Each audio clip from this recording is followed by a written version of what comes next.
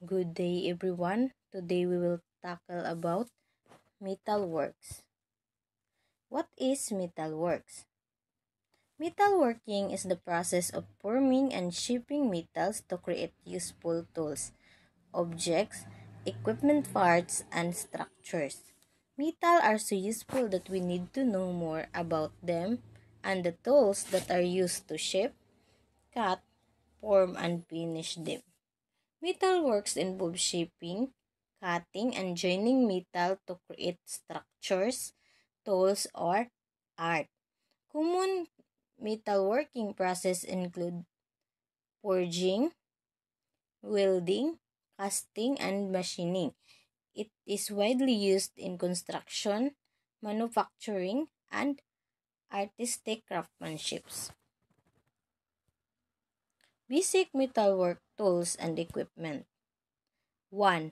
Straight edge. A steel rule used to test the flatness of a workpiece. The edge of the steel rule is placed on the surface of a material and then held up against the light. Straight lines or check straightness of a surface. It has no measuring markings unlike a ruler. Straight edges are commonly used in drafting, carpentry, metalworking, and engineering. 2. Outside caliper.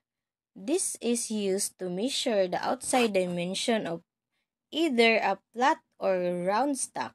It may also be used to check the parallelism of surface. The setting on the outside caliper may be converted into linear units by measuring the opening with a steel rule. Outside caliper is a measuring tool used to check the external dimensions of an object, such as the diameter of a metal rod and pipe. It consists of two curved legs that adjust to fit around the object.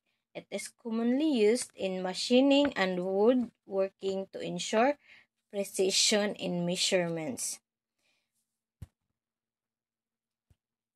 3. Inside caliper. This is used to measure the diameter of holes or widths of keyways and slots. To convert the inside caliper's opening into linear units, use a steel rule in the same manner as that of the outside caliper. Inside caliper check the internal dimension of an object, such as the diameter of a hole or the width of a groove. It has two legs. That curve outward and can be adjusted to fit inside the space being measured. So, ang outside caliper no kay sa external dimension. Ang sa inside caliper, pang internal dimension siya, no? 4.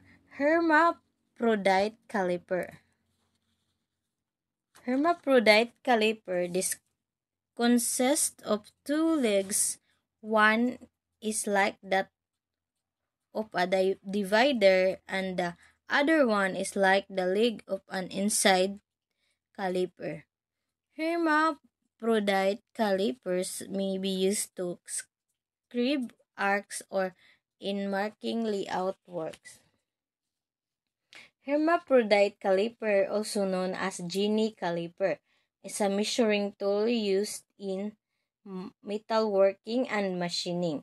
It has one leg with a sharp point for scribing lines and another leg with a curved tip of referencing edges. It is commonly used to mark parallel lines, locate the center of round objects, and transfer measurements. 5. Divider. This is similar in construction to calipers except that the legs are straight and terminates in sharp points. These are used for measuring distance between points. transferring measurement from a scale and scribing circles and arcs. Divider is a tool with two pointed legs used to measure marks and scribe lines on metal surfaces. It helps ensure accuracy in layout work, spacing, and transferring measurements for cutting, drilling, or machining. Number 6, Warner Caliper.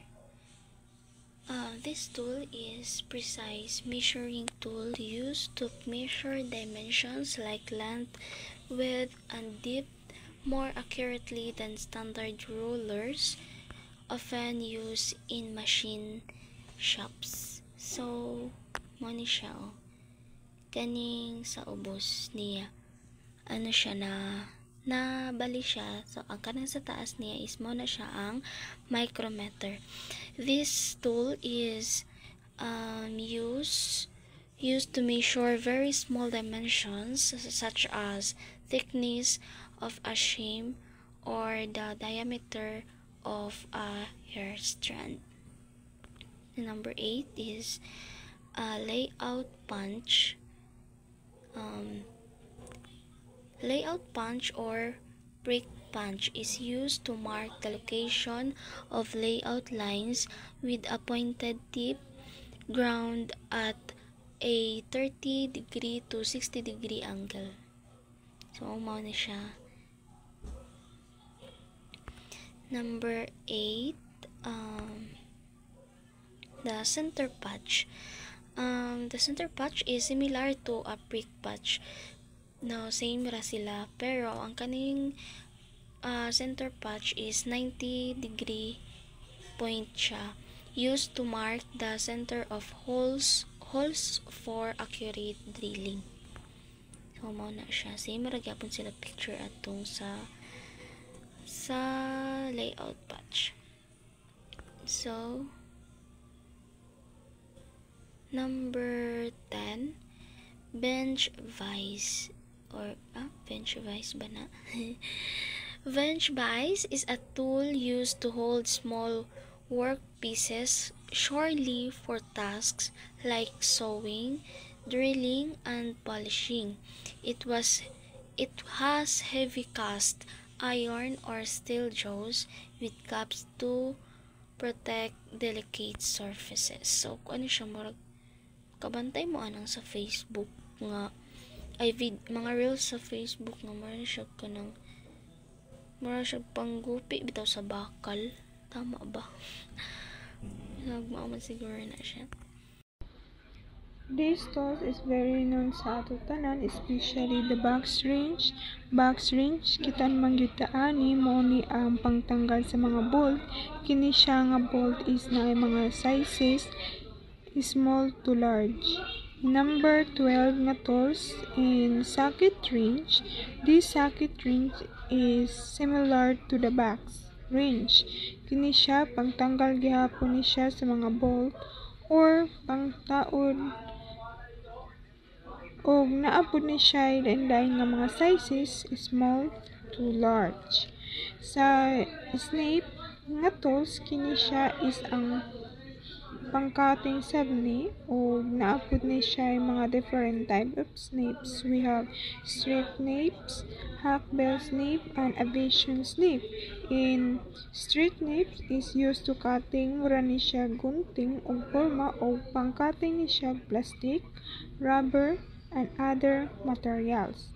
In hackbell snip, kini siya is curved iyang blades. Ginayos ni siya sa straight nga mga edges og effective pud ni pang cutting. The last type of snip is aviation snip og short ra pud iyang cutting blades and two full grooms og mayus nato ni siya in the straight edges or curves or very effective to use and cutting. In number 14 nga tools is reamer o ginayuse. Kini nga tools is familiar po Ni sa tua mayus po ni nato sa tanan. For example na kay kahoy nga gusto ni butang nga lubot, kini imong gamiton para maganimo ang kahoy o mabutangan nimo og bulb. Depende na sa imo ha ug unsaon nimo pag-use ani nga tools. And that's all. Do you have any clarification or question about this topic? If none, thank you for listening.